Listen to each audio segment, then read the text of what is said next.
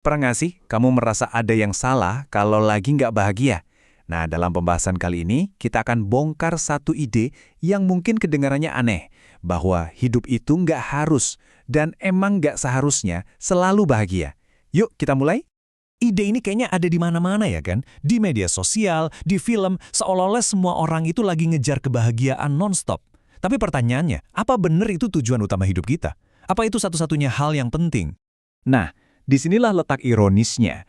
Menurut psikologi, semakin keras kita mencoba untuk selalu bahagia, itu justru bisa jadi bumerang.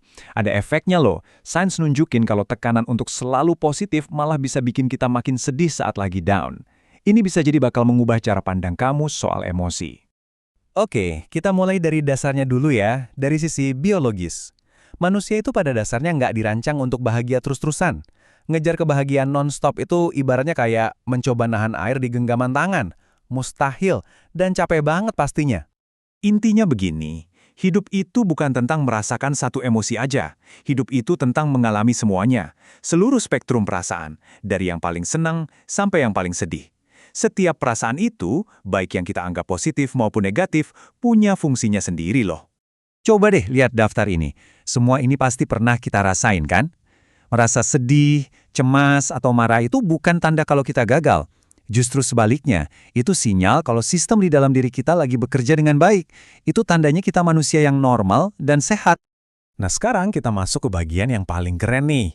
Gimana kalau aku bilang emosi yang sering kita cap negatif ini sebenarnya adalah superpower kita. Mereka itu bukan masalah yang harus dibuang, tapi justru alat pelindung yang penting banget. Coba kita bedah satu-satu ya.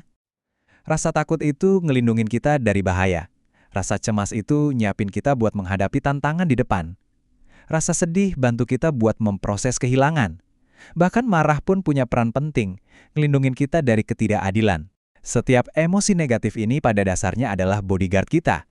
Jadi, poin penting yang harus kita pegang adalah ini. Emosi-emosi ini bukan kelemahan, sama sekali bukan. Mereka itu bagian krusial dari toolkit bertahan hidup kita, yang udah teruji selama ribuan tahun.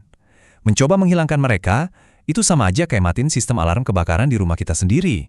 Pernah nggak sih kamu ngerasa udah dapet sesuatu yang kamu mau banget, senengnya cuma sebentar, terus biasa lagi? Nah, ada nama ilmiahnya loh buat fenomena ini, dan ini yang ngejelasin kenapa ngejar kebahagiaan itu rasanya kayak lari di treadmill, nggak nyampe-nyampe. Konsepnya itu disebut adaptasi hedonis. Pada dasarnya, otak kita itu jago banget beradaptasi. Rasa senang dari dapat promosi atau beli barang baru itu emang luar biasa, tapi otak kita cepet banget menormalkan perasaan itu dan balik lagi ke setelan awal. Dan siklusnya ya kayak gini, mungkin kamu juga relate banget. Kita capai target, terus ada lonjakan rasa bahagia yang singkat, lalu kita balik lagi ke level kebahagiaan kita yang biasa. Akhirnya kita mikir, oke, apa lagi nih selanjutnya? Ini siklus yang melelahkan dan gak ada habisnya. Oke, jadi kalau ngejar happy terus-terusan itu salah, terus apa dong solusinya? Nah, sekarang kita beralih ke sebuah alternatif yang kata para ilmuwan jauh lebih sehat dan lebih memuaskan untuk jangka panjang. Kuncinya ternyata ada di sini, penerimaan emosional. Daripada kita melawan atau menekan perasaan-perasaan yang gak enak, kita justru belajar untuk menerimanya. Mengizinkan diri kita untuk merasakan semuanya, yang baik, yang buruk, dan yang diantaranya, tanpa menghakimi. Dan bedanya tuh jauh banget loh.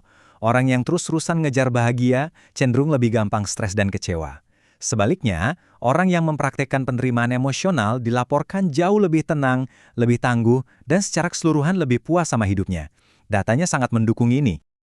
Ternyata, menurut psikologi modern, hidup yang memuaskan itu dibangun di atas pilar-pilar ini. Bukan cuma kebahagiaan, menemukan makna, punya tujuan, bertumbuh dari tantangan, membangun hubungan yang kuat. Hal-hal inilah yang ngasih kepuasan mendalam. Dan seringkali prosesnya itu nggak selalu menyenangkan. Dan ini nih kesimpulan utamanya. Kebahagiaan itu datang dan pergi kayak cuaca aja, tapi rasa makna, rasa punya tujuan, itu yang menopang kita bahkan di saat-saat paling sulit sekalipun. Itulah kepuasan yang benar-benar bertahan lama. Aku mau kamu benar-benar meresapi pesan ini. Kalau kamu kadang merasa sedih, cemas, atau nggak termotivasi, itu bukan berarti hidup kamu salah. Itu cuma berarti kamu adalah manusia yang normal, dan itu adalah hal yang sangat wajar. Jadi sebagai penutup, aku mau kasih satu pertanyaan buat kamu renungin.